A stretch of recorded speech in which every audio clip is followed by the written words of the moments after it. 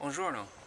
So we arrived here in Florence, and the place that we're staying is being booked privately. I think he also lists his place through Airbnb, but it's called Florence Holiday Homes, and staying at a place called Casa Santa Rita.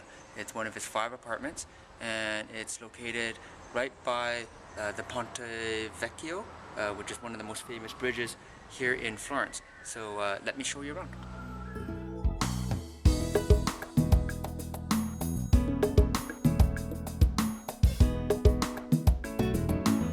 So this is a true kind of Florentine home. He tells me that this building is actually 1,000 years old, which is pretty amazing. So we'll just get past this steel gate here. Close that behind me.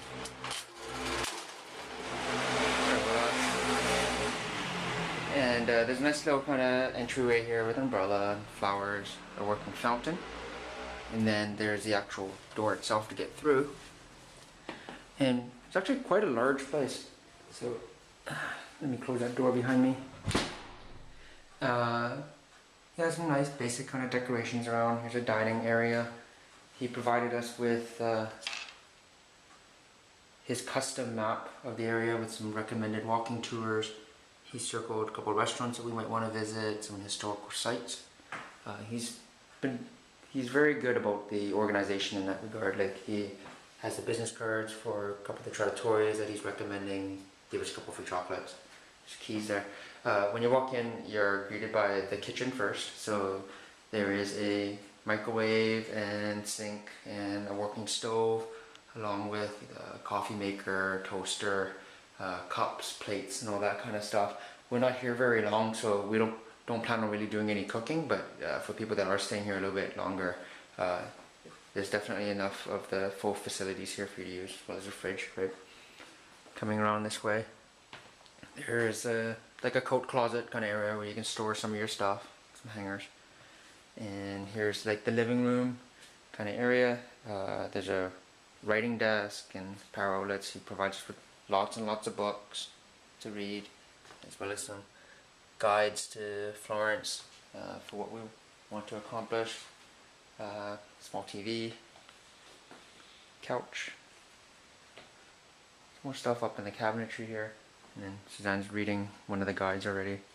And then around the corner here, there's some closet space and like shelf space for you to put some of your stuff.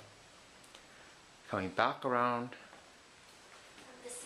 walking through here. Oh, and you can see, as Suzanne just pointed out, like the old wood beam ceiling. Like he said, this is a 1,000-year-old building, so there are portions of here that are very old, but it's in incredibly good shape.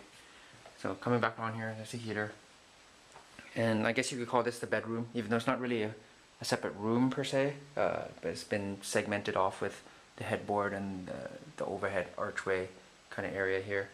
So you get a good sized bed, a couple of reading lights to read all those books, little curio cabinet kind of idea here, art on the walls. Opening this up, get ample closet space for your stuff. Closing that. The mirror, hello. And more storage down here, both sides, right? And coming back around here, last and certainly not least, we have the bathroom. You'll have to excuse some of the noise because the fan turns on when I turn on the light too. So it comes with a small washing machine, and it's the same kind of style as what we had in Paris, except obviously that's all in Italian. You open it up and it has the tumble drum kind of idea. We might use it. We'll see if we need to do any laundry. Comes with the toilets, but unlike the other toilets, this one's only a single stage. It has the 2 different levels. There's the sink. Pretty nice hair dryer actually. Another mirror. And a bidet, because we are in Europe. And a walk-in shower. Like a stand-up shower. And he's provided us with towels. And one of the other big criteria for us, can you grab that light? One of the other big criteria for us was it had Wi-Fi, and it's relatively good walking distance to everything that we wanted to go to. So this gives you a brief look at the Florence Holiday Homes, Casa Santa Rita, that we're staying at. here in Florence. If you want to stay here, check him out. Paolo, I don't remember his last name, but he's incredibly friendly. He did a lot for us to get situated and let us know what's what and how to get around and where to eat, and he's very well organized.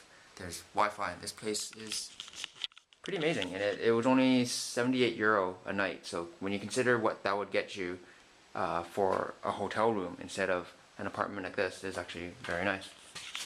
So that wraps up my little brief tour here of our temporary home in Florence. Stay tuned to the YouTube channel, and I'll have more tours of the places we're staying in Kwan in Europe trip.